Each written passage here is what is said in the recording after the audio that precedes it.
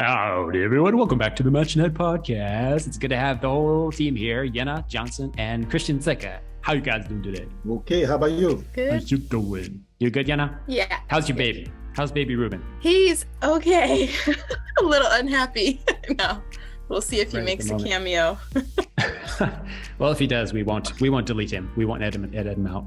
All right, cool. So today we have a really hot topic today, which is how do you know when you should proceed with the matching process, or how do you know that you should work on yourself, right? And this question came about because just yesterday, actually, I had a conversation with a brother who got on a call with me, and he was very, very gloomy. I know he's listening to this, and I love you to death. And just so you know that.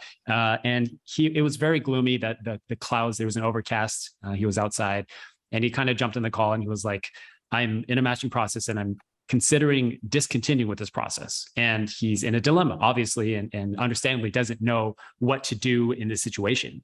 And we had about an hour's conversation, and I just asked a lot of questions, and I had some, give him some perspective and maybe things he can ask himself and really figure out what it is the question that he wants to do. Because he came on the call and he basically said, Benji, I seemed like pretty much he was deciding that he wanted to discontinue this process, right? And I was like, okay, it sounds like you've made up your mind. So why do you want to talk to me? Right? And he was like, well, because I knew that you would try to, ask me the right questions and give me some no BS advice as to what I should do. And so I'll talk a little bit about how this call with him progressed and how he kind of really sparked something different, and he changed a lot during the conversation. And but I wanted to ask this question to you guys, Yana and Christian, like, how do you know when you should get matched now? Like, should I get matched now, or should I invest in myself more and work on myself more and my maturity more? And that's really what this brother ultimately, his question was. So what do you guys think about that? When you see the leaves changing color, you know that autumn is coming. Well, anyway, hi, Benji. What are you talking about, man? It's good to have you back, Christian. This is why we missed you. This is why we missed you, Christian. What are you talking about? Yeah, actually, that's a tough question. It's like, how do you know? Is that the question? How do you know that you're ready? Yeah, should, someone is, let's say, in their 20s, 30s, or a teenager, who knows? But they're, going about their life with school, with work, and they want to get matched. Man or woman, doesn't matter. Want to get matched. I want to get blessed. But I've got all these other things going on. I've got responsibilities. I'm juggling finances. I'm juggling work or school, relationships. But I really want to do this blessing thing. Is it okay to move forward with that, even though I am not perfect, even though I'm still immature in some ways, even though I know I have flaws? Is it okay to consider going into a matching process and communicating with someone? What would you say to someone like that? I say yes. Just the key thing will be how you work on yourself. If not, then that's another story, because we are not perfect, and you will not be ready in every aspect, before you go to the blessing.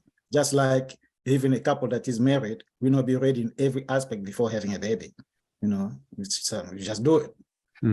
So there are few things that can line up. Not everything should line up. Few things. Like, how responsible are you? Can you prioritize? Those small things. Can you focus on a goal? And sometimes it is also about what is your plan for the future. Because as we know it in the physical realm, it requires money. So do you have any plan for the future? Doesn't mean that your plan will unfold as you plan it. But do you have anything? Have you planned anything? Like where you're going to live, how you're going to take care of things, how you're going to pay for your blessing offering, those small things, So is anybody going to be 100% ready for, the matching and the blessing? I don't think so. But a few things have to line up. And when few things line up, I don't have any number of how many things should line up. But when a few things line up, as an individual, you can gauge your confidence, you can gauge your readiness from there, and then you just go forward. So that would be my advice. Got it. So Christian, when you were matched, and you got blessed. What was your criteria? Where were your things? Right? Obviously, you didn't think, oh, I'm the cat's whispers. I'm the cat's pajamas. I'm the bee's knees. I'm the stuff. Actually, I was not even, I deserve this. Oh yeah, I was not even thinking about it actually. The Yeah. feeling was not the feeling, but the reality was that one, it was True Fathers matching, and so I was a missionary, and I would just focus on my mission, And then we heard some rumors that, oh no, there are a lot of older sisters. So Father is starting the matching with older brothers and sisters, and then, oh, because all the younger sisters were gone, So I was not really thinking about the blessing really that time. No. Yeah, but here's the thing though. You've mentioned multiple times on this podcast that when you got blessed, you didn't feel that you were worthy of getting blessed, right? Nobody can be worthy. Well, I mean, we're talking about you, right, man? You were like, I don't deserve anybody. And you even thought that you would not get matched, right? Yeah. Not get blessed. So there's a reason that you decided, like, actually, at one point you were like, actually, I am worthy of getting blessed. So what was that thing? You were like, you passed a certain milestone. You were like, okay, I have this certain level of maturity, spirituality, whatever, life of faith. And I'm like, okay, I can commit to this. I can go. I don't want to say that I felt I am worthy of being matched, but I think the feeling was, look, if it is for me, I will take it. If it is not for me, then next time. That really was the attitude. The attitude was not, I need to go match. I need to go to the blessing right now. No. It is just the feeling that it is not like I am entitled to it, So if God thinks this is my time, yeah. No, if not, okay. And again, like I said, it was, oh no, because of age, these people, they focus on these people, this age group, that age group, then it was okay. And then before you know it, oh, you are matched. Who? Me? Yeah. Oh, really? Well, it's like, that's very different than traditional, dating or relationships in today's society. It's like, we are over micromanaging and controlling our lives and our destinies. Even to the point where I was talking with this guy and it was like, I was telling him, like, you have two decisions. But you have two decisions, and he didn't see them. I was like, your decision one, usually people think is, do I continue with this relationship or not continue with this relationship? And I was like, that's not actually your options. At the surface level, yes, but deeper under that, your options are you discontinue this matching process and you decide that you're going to work on these areas of your life that you feel you're lacking until you've mastered them, in your opinion or whatever your words, and then you commit to a relationship once you're on that foundation. Or you move forward this matching process with you and your spouse, both knowing that you have these limitations and these flaws, and you make an informed decision and commitment together to work on them. And that is your relationship, and that is your growth process, and that's your life of faith. Those are your options. So I was like, you can basically move forward and understand and realize that this is your growth process, and you're going to go through the growing pains of managing depression, the things that he's going through, or together with your spouse, or you're going to not discontinue and say, oh, this isn't for me. I need to work on these things by myself. And then when I'm ready, quote unquote, ready to get matched in a relationship, then I'll do it. But, I want to take a different position here, because this brother might have felt like, okay, I am not ready. I don't want to just go in and, head in and this and that, because I don't want to waste anybody's time. He might have thought that. No. He doesn't want to wait. Well, I'll tell you specifically about this brother, right? Mm-hmm. I did not say you should or shouldn't do either one. I said there's no right option here. It's your decision. Whatever you decide to do, you take ownership, responsibility for it. God will support you. There's no blaming. There's no should or shouldn't. And that was, first of all, a hard thing for him to understand, because the dilemma is like, what's the right thing to do? What should I do? What does God want me to do? And I was like, there's no should. You just decide to do something and you move forward. But if you look at your life, and I asked them this question, I said, if you look at your life 80 years from now, which decision would you have rather you made? What decision would your future self be grateful that you made in the present? Ask yourself that. And I asked him without any judgment or expectation. He said, well, probably the path that would allow me to grow the most. I was like, okay, what's that option? And then he started talking about his matching partner right now. And this is where it got really interesting. He started saying like, I've told my wife, or sorry, not my wife, I've told my matching partner all about the depression that I've been experiencing, the mistakes that I've made, the flaws that I have. And she's been willing to listen to me and to give me time to grow for the last 9+ months that they've been talking. She's been understanding. She's been willing to learn how to accept and love me despite my flaws. And I was like, dude, I told him, I was like, don't be stupid. I said, you're in a position right now where you're scared and you're fearful.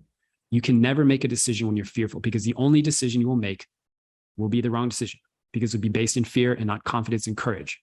It's the opposite of fear. Now, I'm not saying that there's a right answer for everyone, but for this guy, I was like, don't make a stupid decision. Don't make a decision that you're going to regret later. You obviously found a gem of a woman who's willing to, even though you're flawed, yes, even though all of us are flawed when we go into a relationship, she's willing to grow with you and understand that that's your battle. And she's willing to love you, and you're willing to have these conversations. You're willing to love her and grow in that way. Don't be stupid. Don't make a dumb decision. And so I put that perspective and that framework in our conversation. And then by the end of the talk, the clouds lifted, like literally the background, like the sun came out, and he just felt like liberated. And he was like, you know what? I think I was making a decision based in fear. And I think this is what he said, I think I was running away from my growth, from what I know I need to face.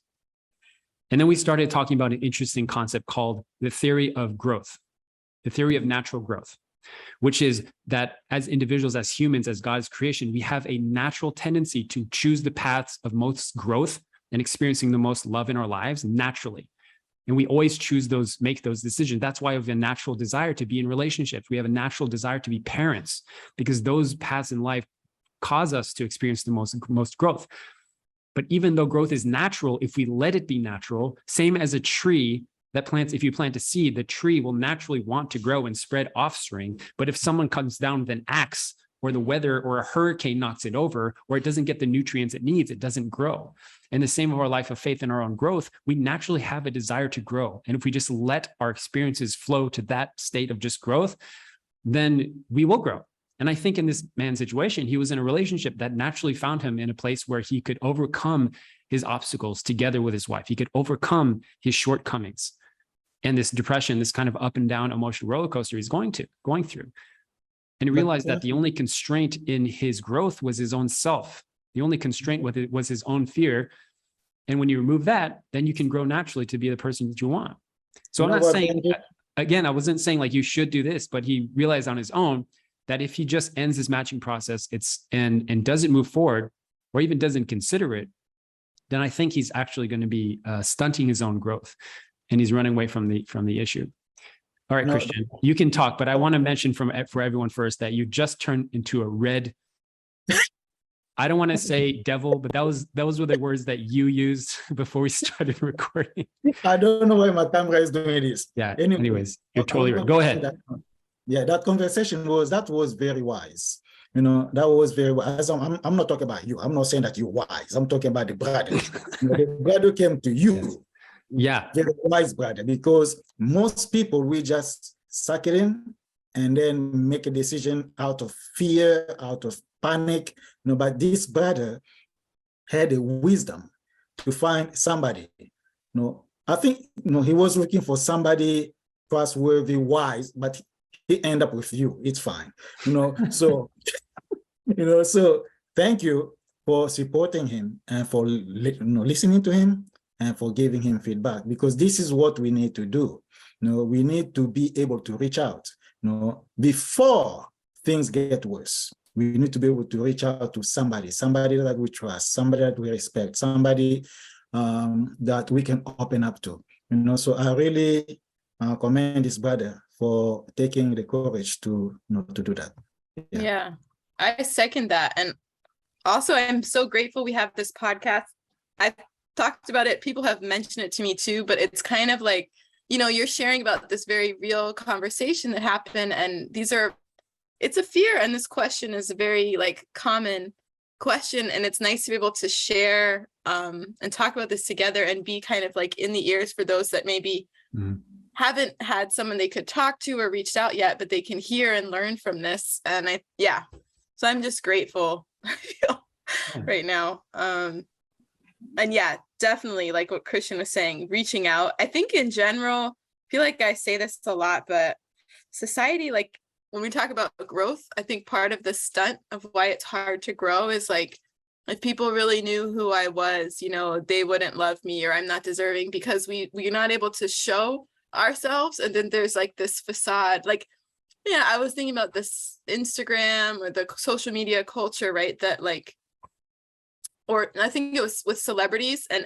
I feel like the US does this more than maybe other countries, loves to lift people up on a pedestal and make it very like, wow, they're the best. And then when they say, oh, they're getting a divorce, or oh, this thing's happening, it's like, oh my gosh, but everything looks so great on the outside.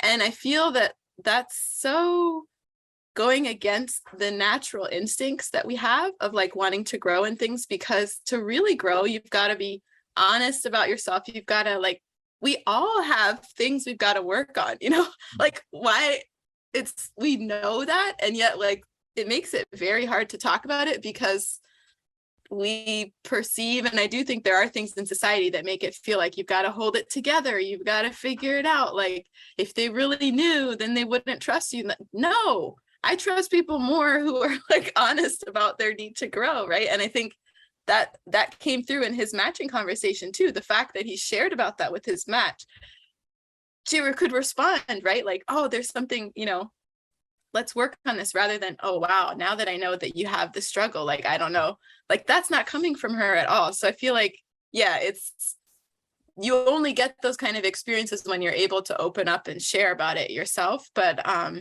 just want to acknowledge that like part of the reason why it's hard for people is that our culture is, you know, it has this false sense that like people have it all together. And I'm like, we don't. And to me, kingdom of heaven feeling is actually when I can share about what I'm trying to figure out and grow and feel seen and heard and loved for it, you know, and supported.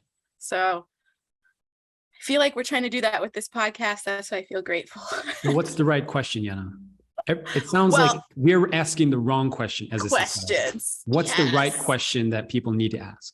Yeah, you know, when you asked us this question right before we started recording, I was thinking like, you know, what are your reasons for waiting? I think Christian talked about this already, but basically I just went down like, if you're really like not sure if you should get matched now or wait, and if it's because of maturity that you're not sure, like define what's maturity, or ask people how to help you define that, right? If it's because of commitment, your fear of commitment, define what's commitment, you know, define what waiting is for you. Like Christian said, is it waiting just like passively, or are you actually working on yourself? And to me, just level 2 content always comes to my mind around that first. So like, here's a plug to go watch level 2 or refresh if you've already watched it, but online, like the first one, what do I bring to the table? It goes over those, am I ready? These kind of, what's your motivation for the blessing? What's your maturity? What's your capacity to love? What's your faith, right? And I think those are great things. Those are the kind of asking. But especially with maturity, I always define it as your ability to recognize your need to grow. Does that make sense? Like, it's not that you've got it all together. It's just, I need to grow. And it takes a certain level of maturity to recognize that and then to start working on it. And that's enough. It's not that you've like got it all figured out. And I think you alluded a lot to that already, and what you were sharing in this conversation, Benjy. So, but yeah, I think taking the time to even break down and define what are the concepts we have about certain words that we feel we are not enough of or whatever, I think is part of bringing clarity. Like we talk about things very vaguely. I'm not mature enough. Even to recognize that is actually a level of some maturity. You know what I mean? So, and the other thing is that real growth happens in relationships.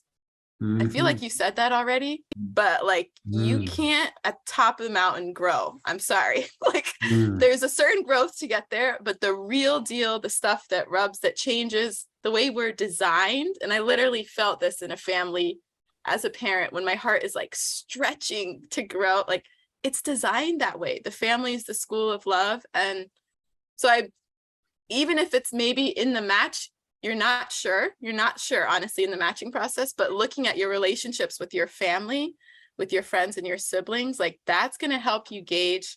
And that's why that one about capacity to love in level 2 is there, right? Like those are the kind of things where you really see your growth. It's not, in like an isolated environment on a mountain, or like, we have a lot of ideas about growth, and that's why it's honestly coming up for him, I think, because he's in this matching conversation that these things are coming up. Yep. And what a blessing that is for those things to come up, rather than to feel bad about it ourselves, right? But it's an opportunity to just grow, like embrace growth. Yeah, we learn by doing. Yeah. We learn by doing. You don't learn how to climb a big mountain like Mount Everest, without doing it. Yeah. You got to do it. You can prepare, but you're never going to get to the top unless you do it. Yeah. Christian, did you want to add something? Or Yana, do you have another comment? I can visualize getting on top of the mountain. Okay, here's the thing. I have this whole visual in my mind too right now. We're asking the wrong questions, I think, as a society. And I think that this is important, because anytime I get like a mentoring call, I'm talking with someone about matching process or addiction recovery, whatever, I always ask them this question: what is the question you're trying to answer? Because we always have to have that in our mind when we're going into situations, into talking with people, into a matching process. If we're going to a workshop, what is the question I'm trying to answer? Whether it's, does God exist? What does the blessing mean to me? Or is this what I want? Mm-hmm. And the reason this is important is because the most successful people in life I think they simply just know the right question to ask, and they know where to get the answer to it. It's like if you're climbing a mountain, if you just start climbing Mount Everest without any preemptive work to figure out, okay, how far is it? How long does it take? What happens if there's a snowstorm? What happens if I break my leg in the middle of the mountain? What happens if it's too cold and I'm dying of it's like, we have to ask the right questions. If you're building a house and you get stuck, if you're asking the wrong question of like, where do the beams go and how much concrete? If you ask the wrong question, then you're not going to proceed. But as soon as you ask the right question and ask the right person, then it's like you've solved that. Now you can keep going. Now you can keep climbing the mountain. Now you can keep building this house. So I asked this guy yesterday, I was like, what is the question you're trying to answer right now? And he said simply, I'm trying to answer the question, what is going to alleviate this unpleasantness, this unpleasant feeling, this like discrepancy in my heart of what should I do? What should I do? Shouldn't I do? What's the right answer? And I said, that's the wrong question for you. Okay. I made it very clear for you, the wrong question. Because if your goal is you want to be matched, you want to be blessed, and you're saying that you want to grow, and you're saying that you want to experience the blessing, that's the wrong question. Because society in general is wrapped up in this question of what will make me happy. And that's the wrong question.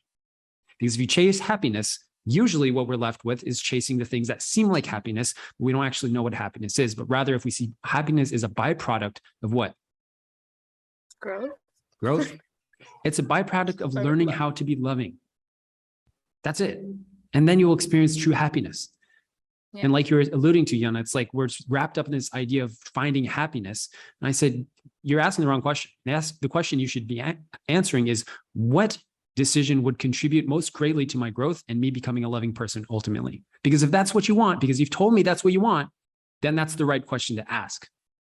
Instead of what will be the most pleasant experience, what will alleviate this unpleasantness, this dissonance in my heart. And he's like, oh, it's like, yeah, you are in a situation right now where, yes, you have flaws. Yes, you may have made mistakes, and you are in a relationship with somebody who understands that, who's willing to learn how to love you, and you are willing to learn how to love that person. Don't be stupid. And then we ended our call like that. Right? Don't be stupid. I'm not, guys. I'm not mean. I promise. When I'm talking, I very gently ask these questions, and I think I'm pretty good at reading people, so I know if I should push them more. In the language and the way. I think I'm pretty. Totally. My tonality and stuff. Anyways, I get comments from people like, Benjy, you're too this or too that. I'm like, no, you don't know me. Yeah, I just want to make that's a whole other thing about society too. Like with COVID, I think people are feeling it more and more. There's things that not, there's a lot of levels of layers of communication, Zoom and calls, and not always in person. But I just wanted to second that you're like asking the right questions, asking questions. Maybe they don't always know right, because I think that right or wrong, people get caught up in that. But like engaging with people and asking questions, asking God, but also asking people, because like God can answer through people. Just think that that's the key thing, that you're not just mulling over these questions with yourself alone, but like he did, he reached out to you, and that's really great. And want to encourage people to keep reaching out, and the questions are so key for the whole process. I think what is important, like to support your point, Benjy's first and then Yana, it's about knowing what you want, knowing what you want, knowing what you're looking for, knowing what you want to do. It's about the knowing. It's like, if I can go back to how, like when I was preparing for the blessing, even though I was not really preparing for the blessing, but around the time of the blessing, when I did, I filled out the application and all that, my prayer just was, for God to give me someone who will help me, like understand God better, someone whom I can help go to perfection, someone who can help me go to perfection, things like that, so, and I wanted someone who can help me maintain the tradition and grow into the tradition, so those are small things that of course, I didn't have a choice though. Those days in the marching, you really don't have a choice. Today, people who are going to the marching have a choice. So if they know what they want, they know what they're looking for, then they can go to the marching process. I think if this brother had a clear idea, of what he's looking for, what he wants, he will not probably be that scared like that. Usually, like, and it surprises me, because if the sister that he's communicating with is understanding, really willing to work with, and it just surprises me that he panicked the way he did, because if he knew what he was looking for, probably he was hoping that he will be rejected, maybe. That's why when the sister was willing, accepting, he panicked. Thank you that he had the wisdom to reach out. And I didn't know that Benjy was wise like that. Anyway, so that's my point. Go Benjy. We're not picking on this brother, just so everyone's clear. I'm only bringing this up because it's extremely common in the most nuanced ways you can imagine. I mean, I even talked to him about my own experience. I was like, dude, I was married when I was 18 years old. Blessed, right? Yana, you were super young too. Were you? Yeah. 21. So it's like, relatively young, comparatively young. And it's like, I was not ready for this. And on top of that, I thought I was, which is the worst possible combination. I was like, I am ready for a relationship at 18 bloody years old. And my goodness, I was not. And we just had our 12-year anniversary 3 days ago, blessing anniversary. And I told him, I was like, dude, I am so grateful. And more every day. I swear to God, I am grateful more and more every day that I did not choose a path that was comfortable. I did not choose a path that allowed me to hide from my flaws, but allowed me to confront myself. And I chose a spouse, and I was blessed with a spouse that, God bless her, is willing to accept my flaws and be unconditional and learn how to be unconditional. I'm not saying she's perfect. I'm not saying I'm perfect, but the two fundamental qualities we both have is we're willing to learn how to grow and love each other. That's it. No matter what. And I've talked a lot about the ups and downs we've been through, as most couples do, right? No matter what, it's like, we're going to learn how to love more deeply. And it's like, man, I can't tell you, like, just on our anniversary, or 12-year anniversary, we do this thing every year where we say 12 things that we like about each other, right? Like 12 things or 11th year things, depending on the anniversary. So it was 12 this year. And she was like, I can only think of 6. And then she said 6, and I said 12. And I'm like, all right, it's fine. And what's really fascinating to me is that she has never, ever, ever said anything external or physical that she likes about me, right?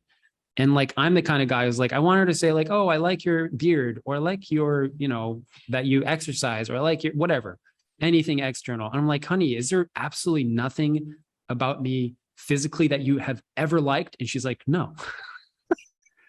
And I was like, wow, that is a very, very unique person. Like, and I tell you guys, if she wasn't like that, I would have been a very different person, because I, grew up my whole life, like seeking that validation of external things. And I'm grateful that my wife is not somebody that's willing to trade this kind of artificial, superficial stuff with me. She's not willing to trade that kind of stuff. And even though I seek it from her and I'm like, give me this, give me this, give me this, I need this. She's like, you don't need that. Let's do the real stuff. Let's talk about the real stuff. Let's love each other in the real kind of way. That is not just trading. Anyways, I'm just saying that because I think when we're choosing spouses, we need to think from that perspective. And it's, in hindsight, I'm grateful, but it's hard to make the decision in the moment. But if you look through the paradigm of what is the most loving thing to do, you will always make the right decision in everything. And this is why I bring this up about this guy, right? If you think about it from way, way, way down the road, spirit world, if it is the truth that in spirit world, we breathe air of love, and love is the most eternally important thing, then it's the most important decision we make, is what is the most loving thing to do in our lives. So when you're deciding, do I talk with this person? Do I talk with this person? Do I go to GPA? Do I go to CARP? Do I, quit my job? Do I go down this career? It's like, it makes those decisions easier if you look through the lens of what is the loving thing to do. And I feel like that's just, it's such a simple concept that people just overlook all the time. Yeah.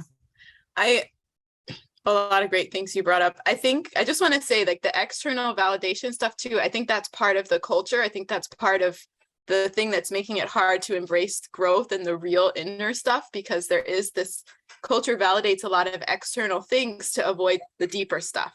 So that's awesome. Hitoe is like that. And, and that's more what's needed in society. What I wanted to share, because Christian, when you were saying like knowing what you want, like it is the key. And like, I find myself, I say that a lot, but there's this audio on Instagram and TikTok for people that use it where it's like, what do you want? And people are like, it's not that simple. Like, and people use it for all kinds of scenarios and, to make it relatable. But I just want to say that out there for people that don't know what they want. The fastest way to get more clarity there, God wants to help you out. And a lot of the reasons you don't know, it's again, because of things you were told you should focus on and validate. And there's a whole lot of stuff there, but rather than focus on that, it's just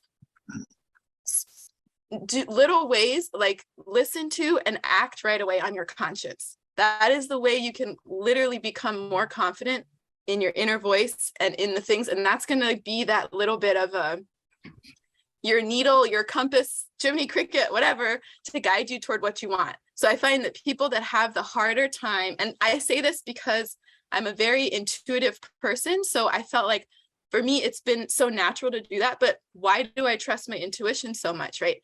It's proven it to me. Does that make sense? Like even something really random, like study this or do that. Like I've made some very random decisions. I wanted to move to the US, just felt it very strongly, right? But I followed it and then things align and it's like you do know it deep down in your subconscious, but it, for so many reasons we don't follow that and we lose that. So even just a little thing and one of the biggest things is just like this brother did. I'm so grateful to you that we're having this conversation and he reached out to Benjy. And I think that's one of the biggest things. Sometimes the back of your mind's like, oh, I should call that person or I should just message them. And how many times do we not do that? Oh, they're probably busy. Oh, I should do it at a better time. Because for me, I'll think that at 10:30, I'm like, wait, they're probably sleeping. Or, but just act on it, right? Act on it. And that's going to help you feel more confident and get that little compass toward clearer of what you want. So that's just a little tip to help. Nice. When was the last time you did so? Can you give us an example? Like something intuitive that you've done? Yeah, I mean, for me, most of the time it's reaching out to people, but there'll be sometimes where it's not. Like I'll be, because a lot of communication is email, but email is spiritual, right? You can feel like what's coming. So I'll like start typing something. There was recently one like question from some parents, and then something just didn't feel right. And I was like, I can't explain it, but I just need to pause. And then they had to send me a reminder because I forgot and paused. But I told them, like, I was like, yeah, something didn't feel right in what I was typing. And this is like what I would recommend. It was a much better response in the end. And it was somehow, it just needed a little bit of space to respond, and even by email. And I could share with them honestly too, like, I'm sorry, like, I'm not the best responder, but I also, that one was a very intentional, like, I don't even know why it doesn't feel right, but I trusted that I need to stop and pause, and maybe there's something going on their end too. Like, you never know, but that's why I really trust. To me, that's the faith and trusting God in a lot of those ways. Yeah, I've had a lot of experiences of following my intuition, especially when it involves people. I find that it's very, very important to do it immediately. Like sometimes I just wake up in the middle of the night and I'm like, I want to go camping with this person. And I've had that like a few times, just like, I should contact this person, or I have a dream about someone. And this became really real for me because a few months ago, I had a dream about somebody that I haven't seen in 20 years. And we've definitely fallen out and fallen out of contact. And Sam Honeycutt. And a few months ago, I emailed him and I said, hey, I want to connect. How have you been?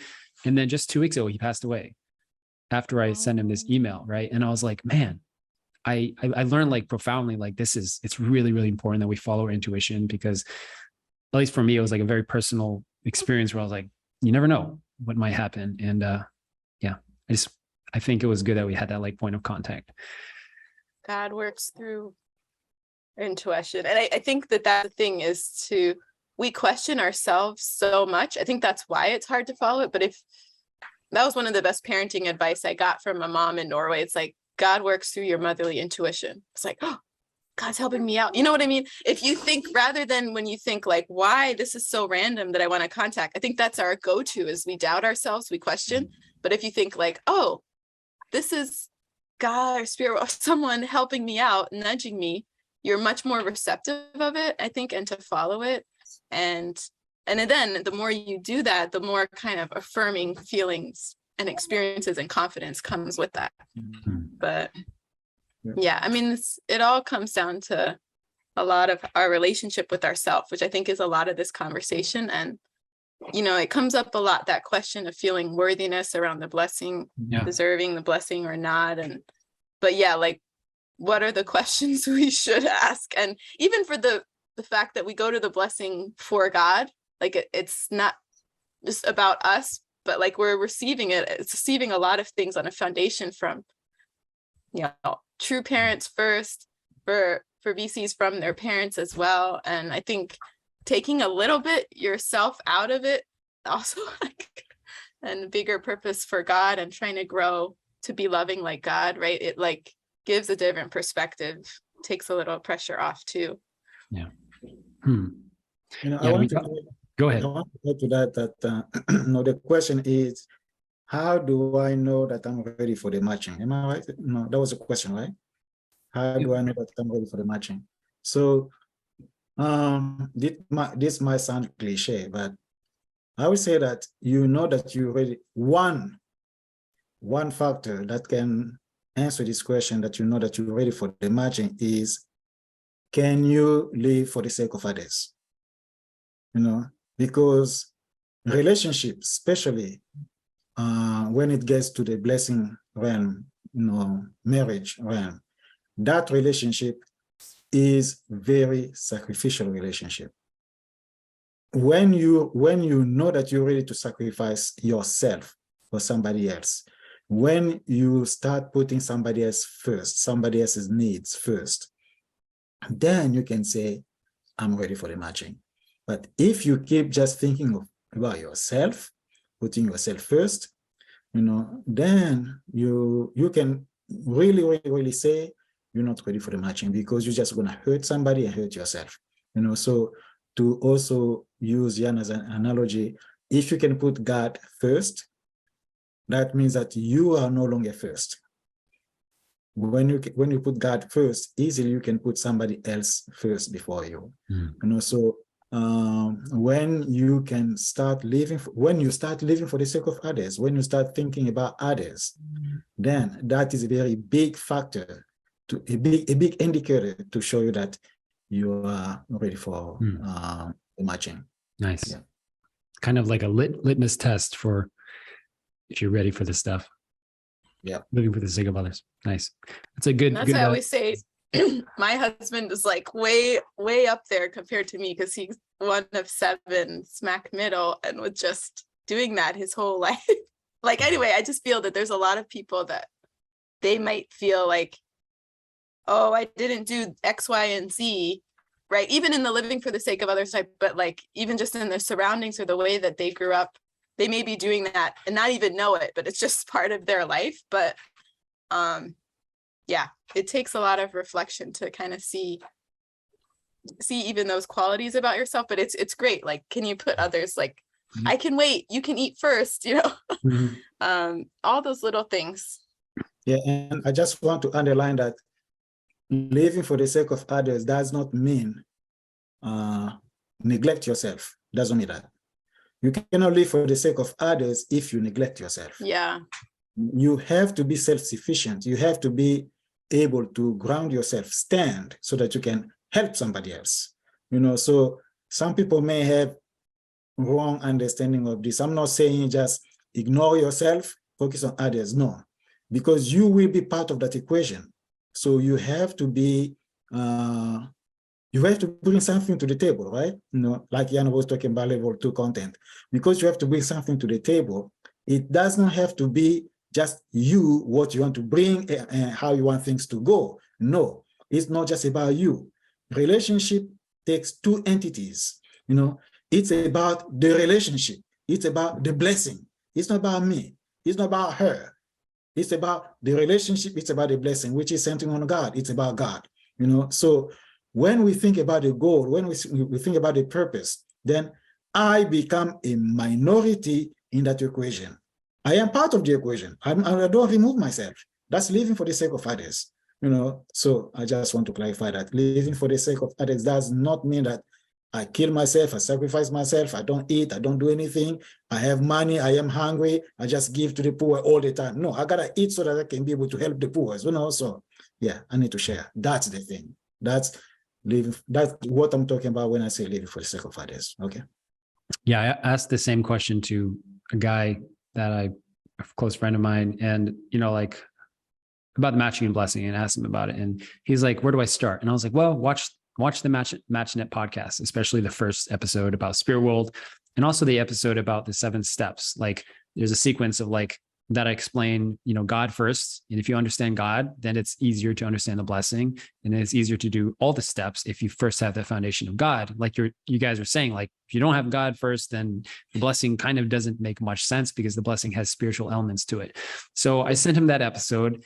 And then like a few months later, I was like, oh, so how was the episode? Like, have you been thinking about the matching? And he was like, no, I don't think I want to get blessed. I was like, oh, interesting. Why not? He's like, because I don't believe in God. And I was like, okay, cool. And he was like, what do you think about that? Should I still get blessed? And I was like, I don't think so. And I know that's a controversial statement to have in our movement.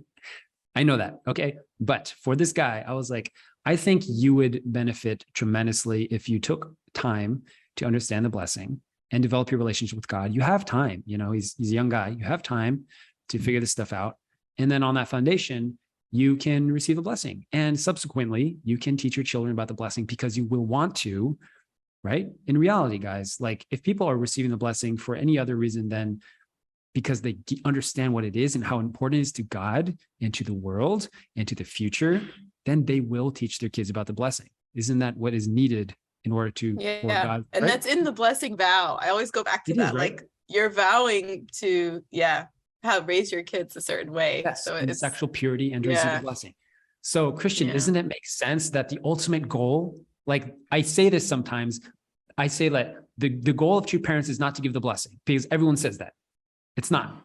The goal of true parents is to give the blessing to people that will subsequently pass on the blessing. Because if people just receive the blessing and don't pass it on and don't understand its value, it's not worth much. Actually, Benjy, I can second you on that. Okay. Because that is to say that the blessing is not the goal. The blessing is just the means for us to reach the goal. Through the blessing, we can reach the goal. The blessing is not the goal. People think, oh, I received the blessing. Woohoo! Oh, my daughter received the blessing. My job is done. My son received the blessing. My job is done. No, the blessing is not the goal. The blessing is just a gate, a pathway that will lead to the goal. So, yeah. Yeah. Ooh, I feel like we keep going, but there's so many good points. Because I have baby Ruben and then I have my older sons, I've been thinking a lot about that, like, you know, how much people love babies, right? Like, oh, they're so cute. And actually it helps me connect to God, because like how God sees people too, that, you know, we were all once babies, which is fascinating. But I think that there's something about a lot of times with babies, even I feel it, like they grow so fast, you already miss like, whoa, when they were so small. But at the same time, like this whole conversation of growth, embracing like who they're becoming. And I've been watching this on Disney Channel, Becoming. It's a cute show about people who became famous with their path and all this. And it starts from their childhood and their family. But I think that there's something to that of, you know, this where we started from the beginning about even embracing our own growth. And I'm very conscious of that as a parent. Like I love, you know, my children, the cute baby phases too, but really loving all the things they are now and all the phases, and just like that we get to go through life together, and one day they'll be parents. And like the more that you embrace that, I think that helps to give the sense of the importance of growth. And yes, there's some really nice, cute things about this phase in life, right? But you know, all of the phases are great and different ways that, you know, that's why you've got to talk about the 4 realms of heart, all of those things. I feel like that's really God's design, and that's what the experience of the blessing is about. Like we think it's just the ceremony, but the blessing is a lifestyle. It's an experience, and it's like learning to love like God, right? Connecting to God's lineage of love to help us learn to love like God, so that we can go to spirit world where we breathe the air of true love. Like it all, yeah, you got to talk about it in that bigger reference, because otherwise, what's the point? You know, like you gotta, what is the point? And I know we've been saying that, and you've been saying that question, you know, what's the most loving thing, helps to gauge this bigger perspective. Yeah, it's such a good point. I just wish in the English language we had a better word than love, because it's so watered down. Like it's incredibly, like take Japanese and Korean, for example, and we'll end on this note. And Norwegian, they have Norwegian it different. too. If you say like in Japanese, you don't say I love McDonald's. It's like, what? Yeah. You only say I love you if you really, really mean it. But it's like, I love McDonald's, I love cheeseburgers, I love water, I love my pencil. It's like, it's so watered down. So when you hear love, the natural like kind of filter we have, the lexicon filter that we have is like, it's automatically watered down in the English language. But like Korean is like chamsarang, it's like, ooh, that's deep, you know? So anyways, let's end here and tell everybody what they should do next. What is their next step? I think refresh on level 2. If this episode really got you, resonated, especially that first, what to bring to the table. Cool. If you don't have a MatchNet account, get one and then get in on level 2. Yeah, it's level 2 is all included in the MatchNet program. If you join that, as well as there's level 1, level 2, level 3, and a ton of other different videos and processes there. You can check that out at matchnet.us. And please follow this podcast, because we make this just for you guys, and share it, most importantly, with your team, with your loved ones. And we will catch you in the next one. All right, Christian? Oh, yeah. All right.